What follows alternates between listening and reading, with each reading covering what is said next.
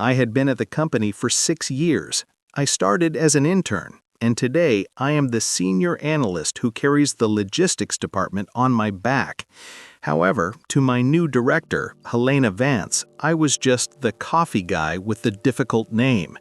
Helena was hired 3 months ago from a luxury multinational, bringing with her a trail of expensive perfumes and absolute contempt for anyone who didn't wear a watch that cost as much as a car. Last Monday, while preparing for an investor's visit, she threw a pile of reports on my desk. "Thomas, I need you to organize all the export data from the last 5 years. I want everything in a flawless spreadsheet by tomorrow morning," she said, without even looking me in the eye. "But Helena, I'm already finalizing the merger presentation for the board. The CEO personally asked me to." She interrupted me with a dry laugh, tapping her gel nails on my desk. "The CEO doesn't even know who you are. You're just a worker, Thomas. Accept your place in the hierarchy. Do the spreadsheet and leave the strategy to those with real MBAs and not a degree from a college no one has ever heard of. If you don't deliver by tomorrow, don't even bother showing up." I swallowed hard. What she didn't know, and what no one at that branch knew except the CEO himself, was that my difficult last name, which she ridiculed so much, was the same one engraved in bronze letters on the facade of the headquarters building in another state. I worked all night, not on her spreadsheet, but on my exit plan. The next morning, Helena entered the main meeting room where the group's biggest investors were sitting. She was radiant, holding a tablet, ready to take credit for all the growth this quarter. I was standing at the door, holding only a brown envelope. "What are you doing here, Thomas?" she hissed, approaching me so the guests wouldn't hear. "I told you to stay at your desk. Leave now before I call security to escort you out permanently." I just smiled and held out the envelope. "I came to deliver what you asked for, Helena, but I think the investors will find this content much more interesting than your spreadsheet." Helena snatched the envelope from my hand, her eyes flashing with hatred. She thought I was trying to promote myself in front of the big shots. "Interesting. You're an amateur, Thomas. Excuse me, gentlemen, this employee is having trouble understanding the termination of his contract," she told the investors, trying to maintain her elegant composure as she walked to the head of the table. She opened the envelope, expecting to find the export data she ordered, but what came out were copies of invoices from fake external consultancies and screenshots from the internal purchasing system. Helena's face didn't just turn red, it turned gray. "What is this?" asked Arthur Graham, the lead investor, a man who hadn't smiled in at least a decade. "Just a printing error, Helena tried to hide the papers, but Arthur had already reached out his hand. "Helena," I said, my voice coming out calm, which seemed to irritate her even more. "Yesterday you said I should accept my place in the hierarchy. The problem is that in the hierarchy of ethics, you are in the basement. These notes show that you diverted 15% of the marketing budget to a shell company registered in your sister's name." The silence in the room was so heavy you could hear the air conditioning working. Helena tried to laugh, a nervous, high-pitched laugh. "This is absurd. Slander from a mediocre employee who can't handle being held accountable. Arthur, this boy is a nobody. He doesn't even have top-tier training. How could he understand our financial flows?" Arthur Graham looked at the papers and then looked at me. He didn't seem surprised that I was there, but rather by what I had discovered. "Actually, Helena," Arthur said, slowly closing the folder, "Thomas understands financial flows better than anyone in this room. He was trained by his father, my founding partner, since he was 15. He is at this branch disguised as an analyst specifically to understand why operating costs rose so much since you took over." Helena took a step back, her back hitting the glass wall of the meeting room. "Partner? Father? Thomas Miller?" she stammered. finally connecting the last name she always said was too complicated to remember. I didn't want it to be like this, Helena. I just wanted to work. But while I was cleaning up your mess in the reports, I discovered you weren't just arrogant, you were dishonest. Helena collapsed into the leather chair. There were no screams, just reality knocking at the door. Arthur looked at me and asked, "Thomas, as a shareholder and observer sent from headquarters, what is your technical recommendation to the board now?" I looked at Helena. She no longer looked like the untouchable director of yesterday. She just looked like someone who believed her own lie for too long. Helena tried one last move. She stood up, straightened her expensive blazer, and looked at Arthur, ignoring my presence. "Arthur, you know my track record. I brought results. What this heir is presenting are wrong interpretations of integration costs. I can explain every cent. Thomas is just playing dirty because I demanded he actually work." Arthur didn't even bother to answer. He just pointed to the monitor on the wall. I connected my laptop and projected the digital trail. "These aren't interpretations, Helena," I explained, maintaining a professional tone. "You used an intern's login to approve invoices in the purchasing system while he was on vacation. What you didn't know is that the IT system records the IP address of where the access was made. All these accesses came from the Wi-Fi in your office at times when the intern wasn't even in the building." The room went cold. The other investors, who had been in doubt until then, began to whisper. The technical proof was undeniable. In the real corporate world, arrogance can be tolerated if there is profit, but fraud is the end of the line. "Helena Vance," Arthur said in a cold voice that ended any conversation, "you are suspended immediately. Security will accompany you to your desk so you can collect your personal belongings. The legal department will be in touch today, not just to handle your termination for cause, but to discuss the reimbursement of the diverted funds." Helena left the room without saying a word. The sound of her high heels in the hallway, once imposing, now seemed like the hurried noise of someone trying to escape. When the door closed, Arthur sighed and turned to me. "Good job, Thomas, but now we have a real problem. The logistics department is a mess. Team morale is at rock bottom because she humiliated everyone, and we have a merger to deliver in 30 days. You said you just wanted to work, right? Well then." He held out his hand to me. "As the majority shareholder, I can't force you to take over the directorship, but as your mentor, I know no one knows this operation better than you.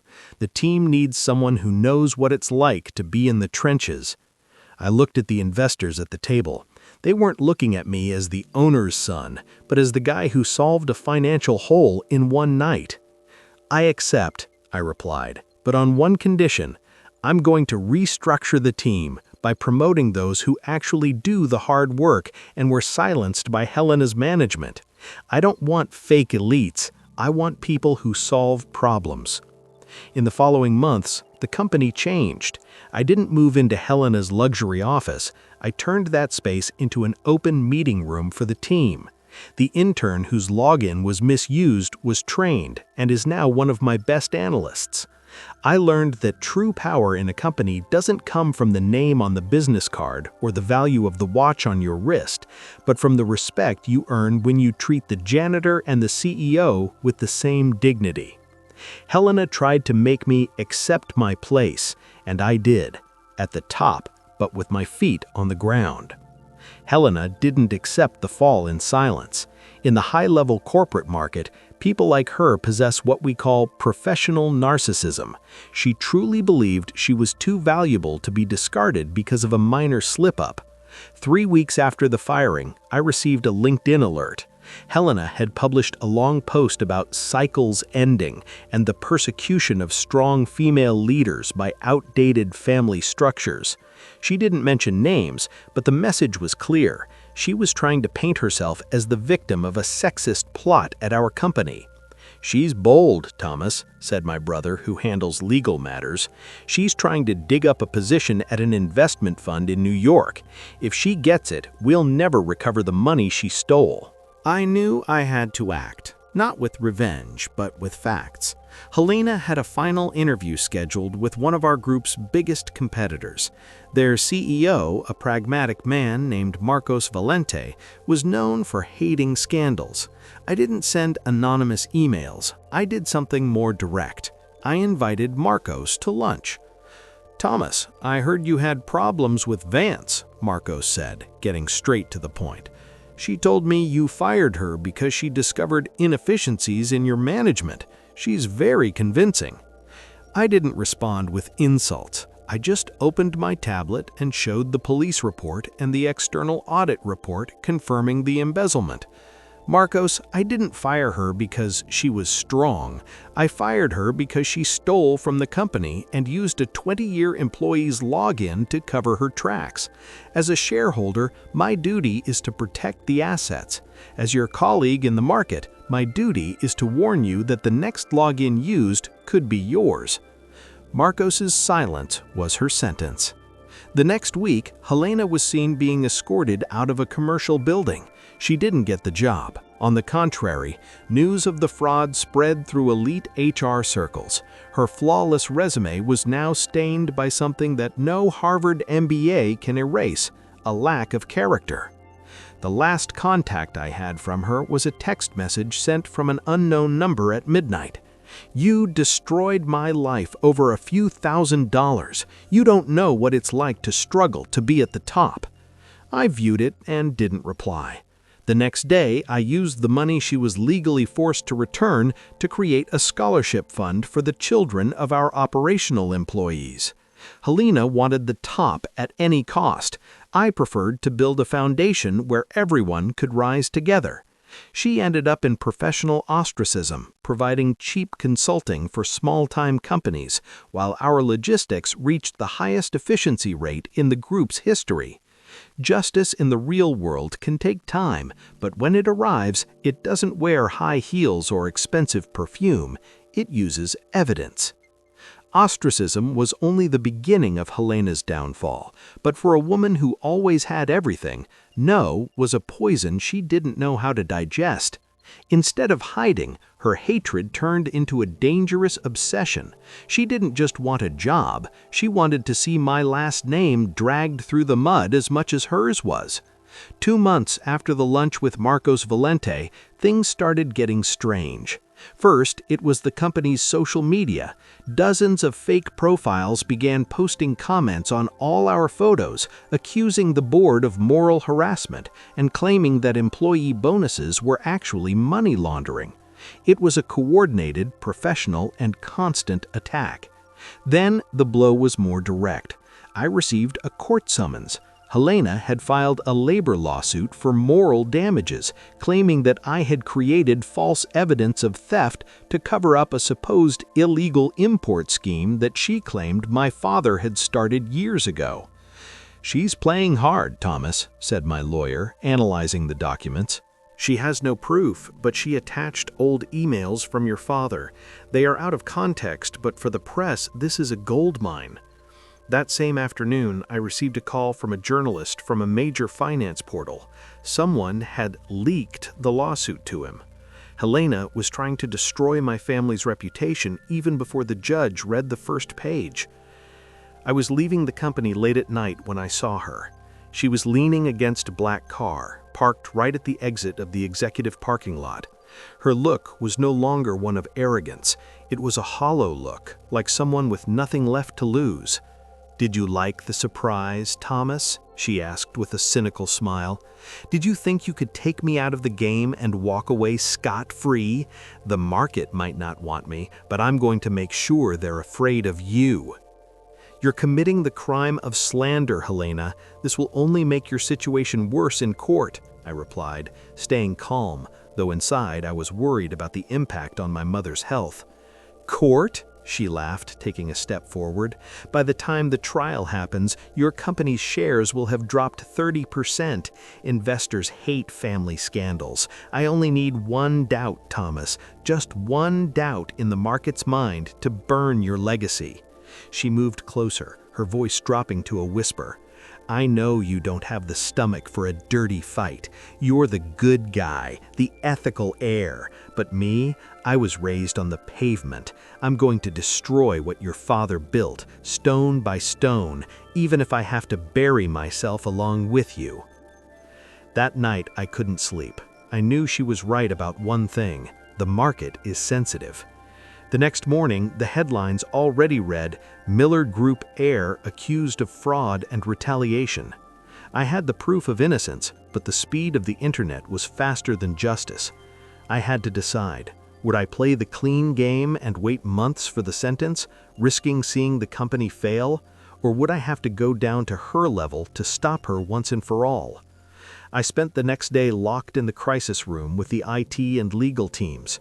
Helena thought I was just an ethical heir, but she forgot that to manage the logistics of a multinational, you need to anticipate all risks, including human ones. Thomas, the press is at the door, my brother warned, entering the room, and the board of directors wants an answer in 2 hours. If we don't debunk this with something solid, they'll ask for your temporary removal. I looked at the files my private investigators had brought. Helena had been very careful at our company, but no one changes their personality overnight. We went after her history at the luxury multinational where she worked before. She didn't leave there for a better offer, like she said on her resume. She left because there was a shortfall in the employee's pension fund, and at the time she made a confidentiality agreement to return the money and not be criminally prosecuted. This is gold, Thomas, my lawyer said.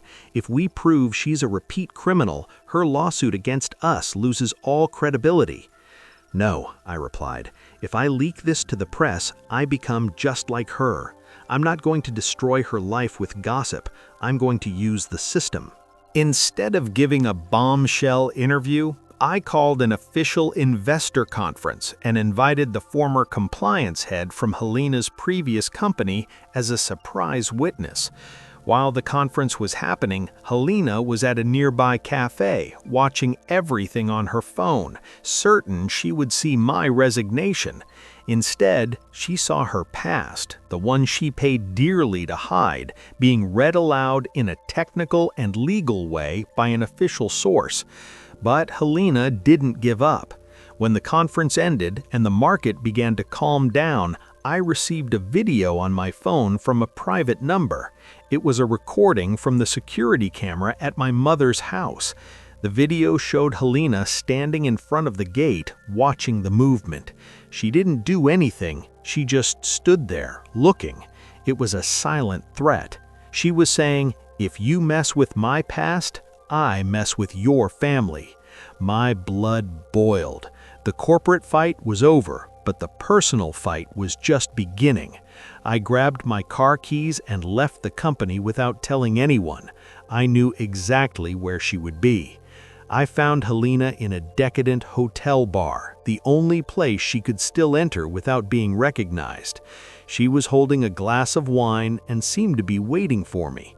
You crossed the line, Helena, I said, sitting at the table without being invited. Threatening my mother? I didn't threaten anyone, Thomas. I was just admiring the architecture, she said, her eyes bloodshot. You exposed me. Now I can't even work as a supermarket cashier. What do you think a person who has nothing left to lose is capable of doing? She took a voice recorder out of her bag and placed it on the table. I recorded every conversation I had with you over the last few months. Some were edited, of course. If I press a button and send this to the right contacts, tomorrow's headline won't be about fraud, but about how you sexually harassed me in exchange for silence about the invoices. She smiled, a smile that bordered on madness. It's your word against mine, and the world loves to hate powerful men. I looked at the recorder on the table, and for a brief second, Helena believed she had won. She leaned back, savoring the fear she thought she saw in my eyes. $10 million, Thomas, she whispered. That's the price of my silence and my permanent departure for Europe. You pay, I withdraw the lawsuit, I delete the audios, and you never hear my name again. Otherwise, I destroy your reputation by the end of the day. I let out a long sigh, but not of defeat. It was a sigh of relief. You know, Helena, your biggest mistake was always thinking I'm just a naive good guy. You forgot that I spent years in logistics, and in logistics, we never trust just one route. We always have a contingency plan for dangerous cargo. I pointed to the lapel pin on my jacket. It was a small, discreet accessory that looked like part of the executive uniform. This right here is a high-definition micro camera with real-time transmission to a cloud server, I said, keeping my voice firm. Every word you said about extortion, about editing audios, and about the false accusation of harassment has already been recorded and sent to my lawyer and the prosecutor who is handling your embezzlement case. Helena's smile disappeared instantly. She reached out to grab her recorder, but I was faster and put my hand over it. It's no use, Helena. You just confessed on camera that you intended to forge a crime of abuse to extort me. This is no longer a labor dispute. This is a federal crime. Attempted extortion and malicious accusation. She started to shake, the wine glass wobbling in her hand. You wouldn't have the courage. This will cause a scandal anyway. The scandal now is about your arrest, not my management. And there's one more thing. You mentioned you watched my mother's house. What you don't know is that since the theft started at the company, I hired a private security team to monitor my family. They filmed you lurking around the property. The judge will see that as harassment and a direct threat. At that moment, two men in suits approached the table. They weren't my security. They were civil police inspectors who had been waiting for my signal outside the bar, monitoring the live stream from my pin. Helena Vance, one of the officers said, showing his badge, you are under arrest for attempted extortion. The hotel bar, previously quiet, became the stage for the final act. Helena was handcuffed while still trying to scream that I was the guilty one, but no one was listening anymore. Guests filmed with their phones, and this time, the image that would go viral wouldn't be that of a corrupt heir, but of a fraud finally being stopped. The next morning, the dust settled. The market reacted positively to the transparency with which we handled the case. Miller Logistics shares rose, not because of my last name, but because we showed that the company had integrity. I went to visit my mother that afternoon. She was in the garden, tending to the flowers, oblivious to the chaos that almost destroyed our peace. Is everything okay, Thomas? She asked with that sweet look my father loved so much. Yes, Mom. The logistics of the company are finally in order, I replied, hugging her. I knew the corporate world would still bring many challenges, but now I was sure of one thing. I was no longer just the owner's son. I was the man who protected the family legacy, not with arrogance, but with the truth. Helena's ending was not a cinematic explosion, but a slow and painful process of reality. After the arrest at the hotel, justice was not fast, but it was relentless. She spent 6 months in pre-trial detention due to the flight risk and the evidence of threats to my family. During the trial, her defense tried to claim mental instability, but the expert reports and the recordings from my lapel pin made it clear that every step she took was coldly calculated. She was sentenced to 4 years in prison for attempted extortion, financial fraud, and malicious accusation. Her assets were almost entirely liquidated to pay court costs and reimburse to funds stolen from Miller Logistics. When she was released on parole, Helena was a ghost of what she once was. The corporate market, which she loved so much, closed its doors for good. Today, I heard through others that she lives in a small town in the countryside, working on copy editing under a pseudonym, far from any position of power. At Miller Logistics, the impact of her departure served as a lesson in organizational culture. I didn't take over the presidency immediately with a victory speech. Instead, I spent the next 2 years consolidating what I called transparent management. I promoted the analyst Helena used to humiliate to operations manager. He didn't have the elite MBA she demanded, but he knew every truck and every route in our fleet. Productivity increased by 25% simply because employees stopped working out of fear and started working with purpose. The Invisible project, which Helena tried to use as a weapon, became the largest export contract in the company's history, sealing our sustainable expansion into the European market. My brother decided to follow a legal path at the headquarters, becoming the guardian of family compliance, ensuring that someone like Helena would never pass through our filters again. My mother, over time, regained her tranquility, and the garden that Helena once observed with hatred continued to flourish, now protected by a discreet but efficient security team. In my office, on the wall behind my desk, there are no frames for awards or expensive diplomas. There is only a small, old photo of my father with the company's first employees in front of a simple warehouse. That image reminds me daily that a company's true hierarchy is not made of positions, but of character. I accepted my place, not as the lucky heir, but as the leader who had to face the mud to ensure the foundation of his company remained clean. Miller Logistics is no longer just my father's last name on a bronze plaque. It is a place where hard work is seen, merit is real, and arrogance has no seat at the table. Reddit of the day. A classic story of poetic justice. The difference was the realism. Thomas didn't win just because he was the owner, but because he used strategy and integrity against fraud and arrogance. Helena's downfall proves that in the corporate world, status can open doors, but only character keeps them from closing forever.